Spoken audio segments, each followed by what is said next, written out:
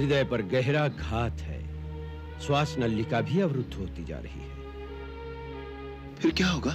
रघुवीर, अधीर होने से रोगी की पीड़ा दूर नहीं होती। उपाय है, लेकिन अत्यंत दुष्कर, अत्यंत दुर्लभ। वैद्यराज, मैं अपने प्रभु के लिए हिमालय तो क्या, कहिए तो ब्रह्मलोक की प्रदक्षिणा करके भी रात रात में लौट आऊं।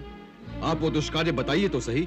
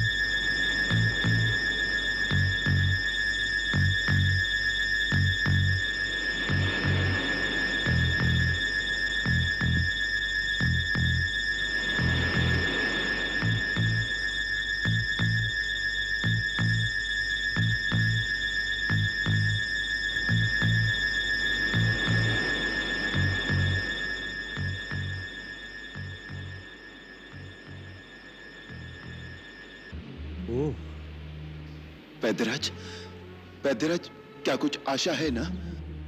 आयुर्वेद अंतिम सांस तक आस नहीं छोड़ता श्री राम। हृदय पर गहरा घात है। श्वास नलिका भी अवरुद्ध होती जा रही है। फिर क्या होगा? मेरी वनस्पतियों और जड़ी बूटियों में ऐसी जड़ी बूटी नहीं है जिससे इनका उपचार कर सकूं। वैद्यराज, रघुवीर, अधीर होने से रोगी की पीड़ा दूर नहीं होती। उपाय है, लेकिन अत्यंत दुष्कर, अत्यंत दुर्लभ। आप बताइए तो सही श्रीमान जी। क्या बताऊं हनुमान, यहां से हिमालय पर्वत तक जाकर सूर्य उदय से पहले लौटकर आना असंभव है, इसलिए बताने से क्या लाभ। वैद्यराज, मैं अपने प्रभु के लिए हिमालय तो क्या, कहिए तो ब्रह्मलोक की प्रदक्षिणा करके भी रात रात में लौट आऊं। आप वो दुष्कार्य बताइए तो सही। यदि इतना साहस है तो सुनो।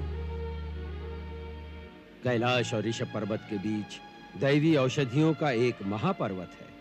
वहां 4 महाऔषधियां ऐसी मिलेंगी जिनमें एक दिव्य प्रकाश की आभा चारों दिशाओं को प्रकाशमान करती रहती है।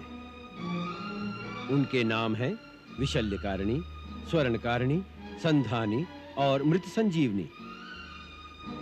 इनमें से एक घावों को भर देती है, दूसरी कटे हुए अंगों को जोड़ देती है, तीसरी विकलांग अथवा विकृत शरीर को यथावत रूप दिला सकती है, चौथी मृत संजीवनी, जो यदि समय पर मिल जाए तो मृतक को जिला सकती है।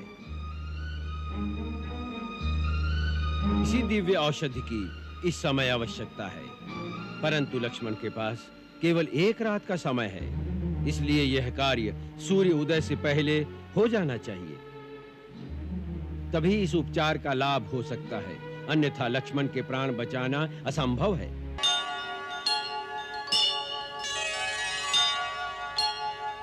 रण क्षेत्र में रावण के सामने आने के विचार से ही उस धनुर्धारी के हाथ पांव कांपने लगे।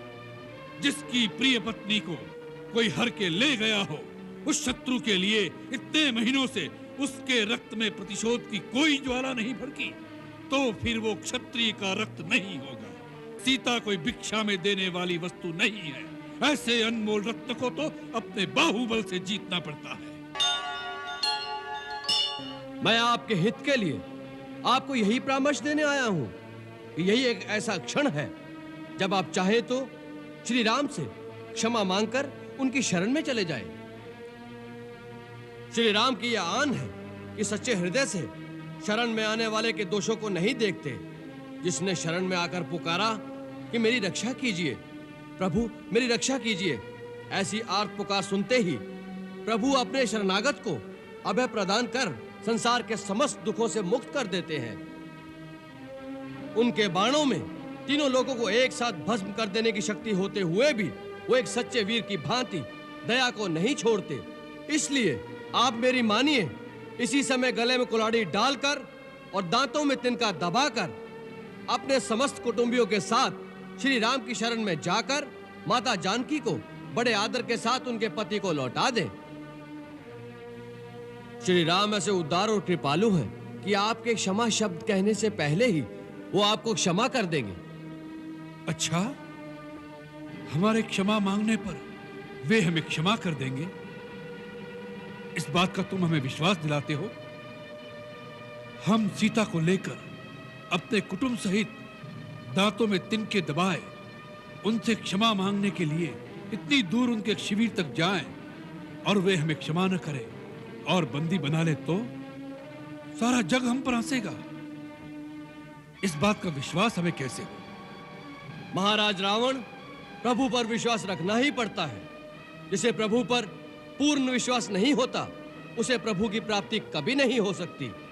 आपको आश्वस्त करने के लिए मैं इतना बता दूं कि जब वानर सेना ने सुसज्जित होकर लंका को चारों ओर से घेर लिया और सब लंका पर धावा बोलने के लिए श्री राम प्रभु की आज्ञा की प्रतीक्षा कर रहे थे, तो उस समय उन करुणा के सागर ने मुझे बुलाकर स्वयं कहा कि जाओ, रावण से जाकर कहो कि मैं युद्ध की ज्वाला में लंका की निर्दोष प्रजा की आहुति नहीं देना चाहता।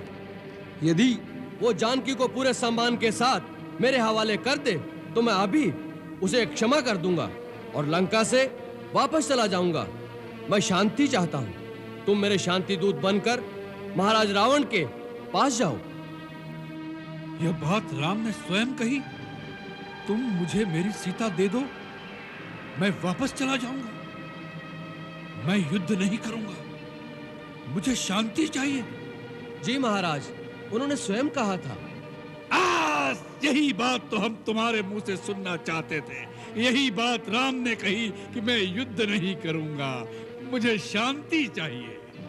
मूर्ख, इस बात में तुझे राम की करुणा दिखाई दी, उसका भय दिखाई नहीं दिया कि रण क्षेत्र में रावण के सामने आने के विचार से ही उस धनुर्धारी के हाथ पांव कांपने लगे। जिसकी प्रिय पत्नी को कोई हर के ले गया हो, उस शत्रु के लिए इतने महीनों से उसके रक्त में प्रतिशोध की कोई ज्वाला नहीं भड़की, तो फिर वो क्षत्रिय का रक्त नहीं होगा।